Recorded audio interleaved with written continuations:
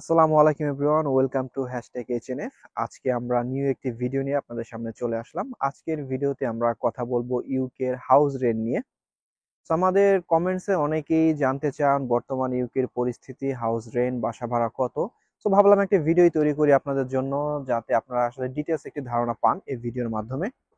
তো এই ভিডিওতে বেসিক্যালি আমি কথা বলবো হচ্ছে বর্তমানে অনেকেই সিঙ্গেল রুম অথবা ডাবল রুম নিয়ে থাকে, আমি সেই বিষয় নিয়ে কথা বলবো এবং এই ভিডিওতে আমি কিছু বাসা ভিজিট করেছি সেই ভিডিওগুলো আপনাদের সাথে শেয়ার করব, যাতে আপনারা একটা ডিটেলস ধারণা আসলে পান। যারা আসলে নতুন ইউকে আসতে চাচ্ছেন, ইভেন যারা ইউকে তে আছেন, তারাও একটা ভালো আইডিয়া পাবেন এই ভিডিওতে দেখার মাধ্যমে। ফার্স্টে যে বিষয় নিয়ে কথা বলবো, আপনি বাসা কোথায় পাবেন। আমরা সবাই জানি ইউকে এর ম্যাক্সিমাম বিষয় হচ্ছে অনলাইন বেস। সো আপনি online right move, Zoopla, on the মার্কেটে আসলে বেসিক্যালি বাসাগুলো পাবেন। And open rent, so open রেন্টে হাউস ওনাররা ডিরেক্ট বাসার অ্যাডভার্টাইজমেন্ট দিয়ে থাকে। সো ওপেন রেন্ট একটা ভালো মাধ্যম যেখানে আপনি বাসা পেতে পারেন। সো বেসিক্যালি তিন ধরনের হাউস নিয়ে আজকে আমি কথা বলবো। একটা হচ্ছে সিঙ্গেল রুম অথবা ডাবল রুম, আর স্টুডিও, আর হচ্ছে one bedroom flat. So UK তে আমরা জানি অনেক স্টুডেন্ট হিসেবে আসেন, অনেকেই সিঙ্গেল আসেন। তো তারা আসলে বেসিক্যালি সিঙ্গেল রুম অথবা ডাবল রুম প্রেফার করে। আপনি যদি একটা সিঙ্গেল রুম বর্তমানে লন্ডনে নিয়ে থাকতে চান, তাহলে আপনাকে অলমোস্ট 600 থেকে 800 পাউন্ড খরচ করতে হবে। এটা যদি আমি বাংলাতে কনভার্ট করি, অ্যামাউন্টটা আসবে হচ্ছে অলমোস্ট 1,00,000 থেকে 1,20,000 টাকা। আর যদি আপনি কাপল থাকেন, আমরা জানি অনেকে আসলে কাপলরাও আসলে একটা ডাবল রুমে থাকতে স্বাচ্ছন্দ্য বোধ করে। সো আপনি যদি একটা ডাবল রুমে থাকতে চান, তাহলে আপনাকে অলমোস্ট 800 থেকে 1,000 পাউন্ড খরচ করতে হবে। সেটা যদি আমি বাংলাতে কনভার্ট করি, তাহলে অ্যামাউন্ট আসবে হচ্ছে 1,20,000 থেকে 1,50,000 টাকা। তো এখন আমি কথা বলবো স্টুডিও নিয়ে। আমরা সবাই জানি স্টুডিও হচ্ছে একটা রুমের ভিতরে আপনার একটা ওয়াশরুম থাকবে, একটা কিচেন থাকবে, একটা স্টুডিও।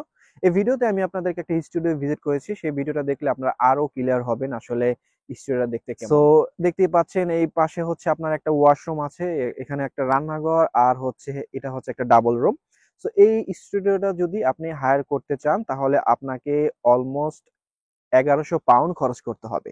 সো আপনি এই টাইপের যে কোনো স্টুডিও যদি রেন্ট করতে চান, আপনাকে 1,000 থেকে 1,200, ক্ষেত্র বিশেষ 1,300 পাউন্ড পর্যন্ত খরচ করতে হবে। সো অ্যামাউন্টটা যদি আমি বাংলাতে কনভার্ট করি, অ্যামাউন্টটা আসবে হচ্ছে অলমোস্ট 1,70,000 থেকে 2,20,000 আপনাকে খরচ করতে হবে একটা স্টুডিও নিতে গেলে। আমরা যখন এই স্টুডিওটা ভিজিট করেছি, এই স্টুডিওতে অলমোস্ট আমাদের সাথে আরো 10 জন ভিজিট করেছে। তো আপনারা বুঝতেই পারছেন আসলে বাসার চাহিদাটা কত হাই।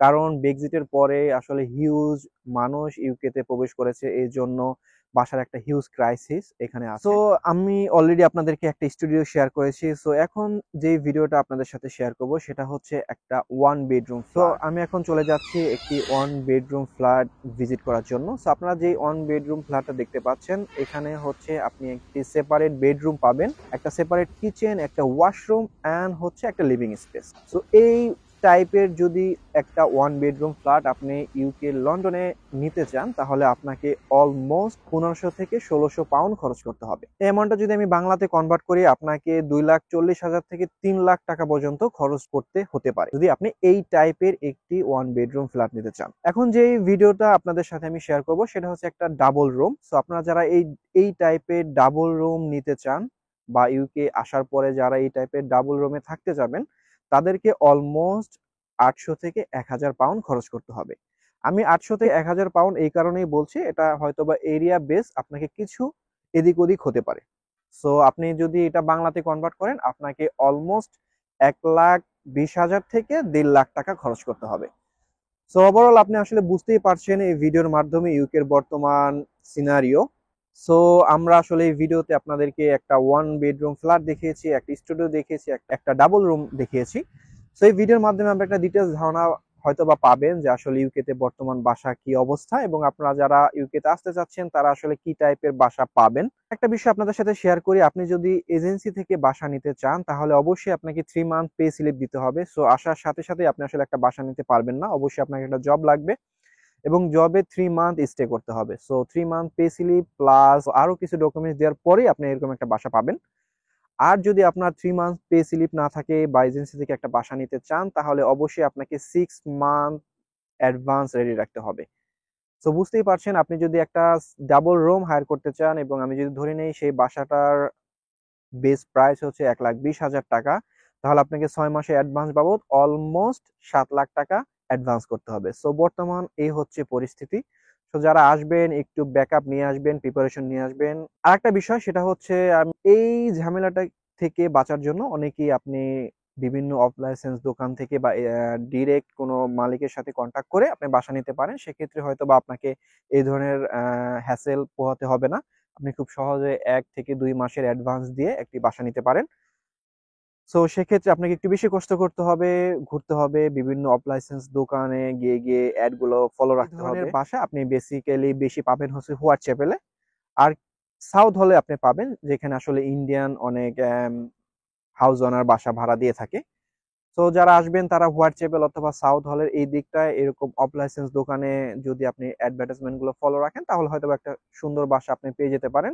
আর যদি কোনো এজেন্সি থেকে আপনি বাসা নিতে চান তাহলে আমি যেই শর্তগুলো বললাম এই শর্তগুলো আপনাকে রেডি রেখে তারপরে বাসাটা নিতে হবে। সো আজকে এই ভিডিওর মাধ্যমে আই হোপ আপনারা একটা সুন্দর ধারণা পেয়েছেন।